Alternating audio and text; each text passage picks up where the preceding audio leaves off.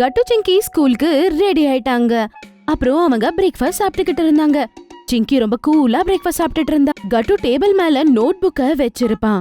அவன் சீக்கிரமா ஏதோ எழுதிக்கிட்டு இருப்பான். அட, என்ன பண்ணிக்கிட்டு இருக்க கட்டு நீ? என்னது ஹோம்வொர்க் இருக்கு மம்மி, நான் ஃபுல்லா கம்ப்ளீட் பண்ணல, அப்புறம் மேம் திட்டுவாங்க. ஆனா பிரேக்ஃபாஸ்ட் சாப்பிட்டு முடி.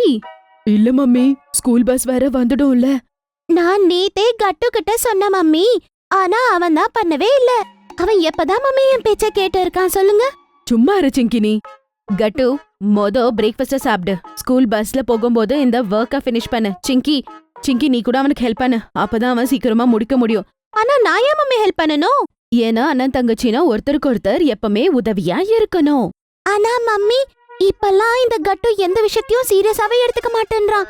அவன் டைம்க்கு அவனோட ஹோம்வொர்க்க ஃபினிஷ் பண்ணவே மாட்டேங்கிறான். என்ன உண்மையா? அது அம்மா மம்மி, நீ சாயந்தரம் வீட்டுக்கு வா, நான் உன்கிட்ட பேசிக்கிறேன் சரியா? இப்ப பிரேக்ஃபாஸ்ட் சாப்பிட்டு சீக்கிரமா ஸ்கூலுக்கு போ.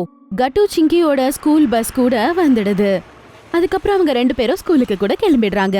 ஸ்கூலுக்கு போன உடனே சிங்கி பாக்குறா, குட்டி அன்னைக்கு அவ பக்கத்துல உட்காரவே இல்ல. அட, என்ன இந்த குட்டி இவ்ளோ தூரம் போய் உட்கார்ந்து இருக்கா? அவ கோவமா இருக்கா அப்படின்னு சொல்லி அவ காட்டுறா. எனக்கு என்ன, விடு பரவாயில்ல அப்படின்னு சொல்லிட்டு சிங்கி கூட கோவமா போய் வேற சீட்ல உட்காந்துடுறா. அப்புறம் டீச்சர் கிளாஸ்க்கு வராங்க. Good morning ma'am. Good morning பசங்களா. நேத்து நாம என்ன படிச்சுட்டு இருந்தோமோ அதே சாப்டரை இப்ப கண்டினியூ பண்ண போறோம்.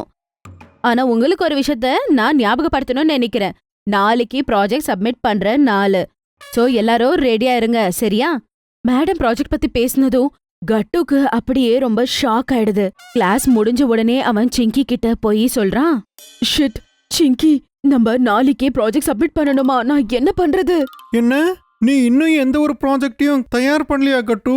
நாங்க எல்லாரும் ஏற்கனவே முடிச்சிட்டோம்.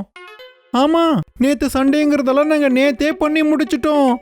நான் இப்பவே ஆரம்பிச்சிடுறேன், நாளைக்குள்ள நான் எப்படியாவது முடிச்சிடுறேன் அப்படின்னு சொல்லிட்டு கட்டு ஸ்டார்ட் பண்ணிடுறான். ஆனா அதுக்குள்ள மேம் வந்துடுறாங்க. இங்க பாரு கட்டு, வேற மேம் வந்துட்டாங்க. வேற கிளாஸ் நீ கான்சென்ட்ரேட் பண்ணணும். நீ இத பண்ணிட்டு இருந்தனா மேம் பார்த்தா திட்டுவாங்க. சீக்கிரம் எடுத்து வை சரியா? கட்டு புக்ஸ எடுத்து வச்சுட்டு கவனிக்க ஆரம்பிக்கிறான். அவங்களோட கிளாஸ் கூட ஆரம்பிச்சிடுது. லாஸ்ட் பீரியட்ல பண்டி சிங்கி கிட்ட போய் சொல்றான், ஜிங்கி, உனக்கும் குட்டிக்கும் இருந்த சண்டை தீந்துருச்சா? உனக்கு எப்படி தெரியும் பண்டி? எனக்கு எல்லாமே தெரியும் ஜிங்கி. நீங்க 2 பேரும் தான் பேசுறதே இல்லையே. நாங்க எல்லாரும் அதை பார்த்துக்கிட்டு தான் இருக்கோம்.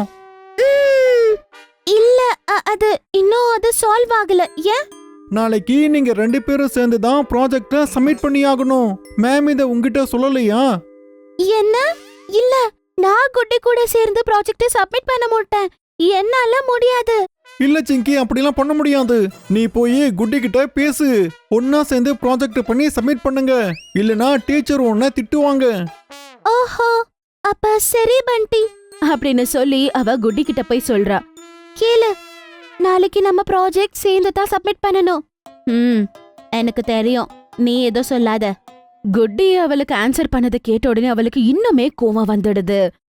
அதுக்கப்புறம் அவ அங்கிருந்து கோவமா கிளம்பிடுறா. அவ சீட்ல போய் உட்கார்ந்து அவளுக்காவே பேசிக்கிறா.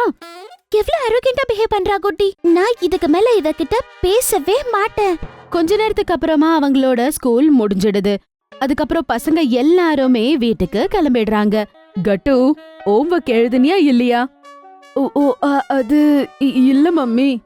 இது எல்லாமே விடு, முதல்ல போய் ஹோம்வொர்க்கை எழுது. காலையிலேயே நீ ஹோம்வொர்க் எழுதல அப்படின்னு சொல்லி ரொம்ப டென்ஷனா இருந்த ஞாபகம் இருக்கா? இவ்ளோ டென்ஷன் ஆன பிறகு கூட ஹோம்வொர்க்க சீரியஸா எடுத்துக்க மாட்டேங்கிற நீ. சாரி மம்மி, தோ கொஞ்ச நேரம் போறேன். அட கட்டு, அது கூட உன்னோட ப்ராஜெக்ட் ஒர்க் கூட சீக்கிரம் ஃபினிஷ் பண்ணு, சப்மிஷன் இருக்குல்ல. அடஹா, நான் அத மறந்தே போயிட்டேன் பாத்தியா? கட்டு அவனோட ஹோம் ஒர்க் மற்றும் ப்ராஜெக்ட் பண்றதுல பிஸி ஆயிடுறாரு. வா கட்டு, போய் விளையாடலாம். அட சிங்கி, நான் வர மாட்டேன், நீ போய் விளையாடு சரியா?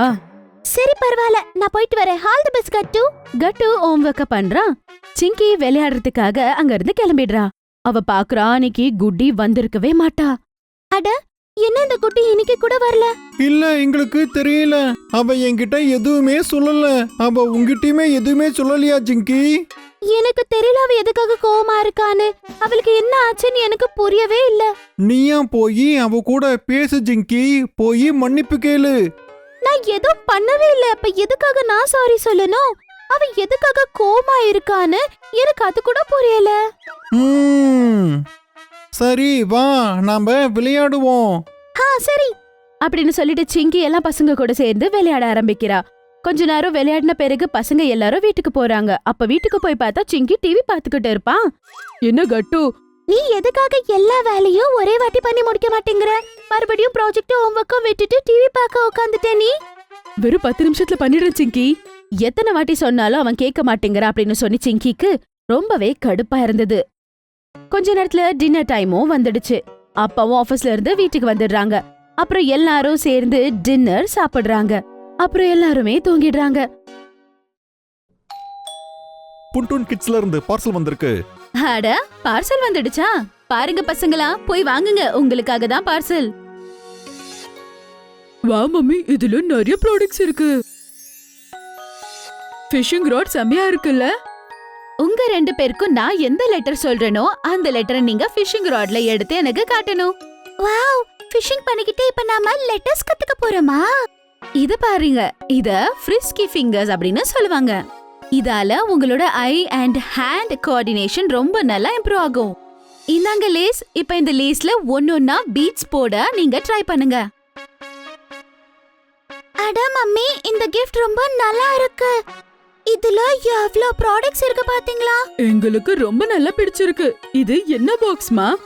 இது புன்டூன் கிட்ஸோட லேர்னிங் பாக்ஸ்.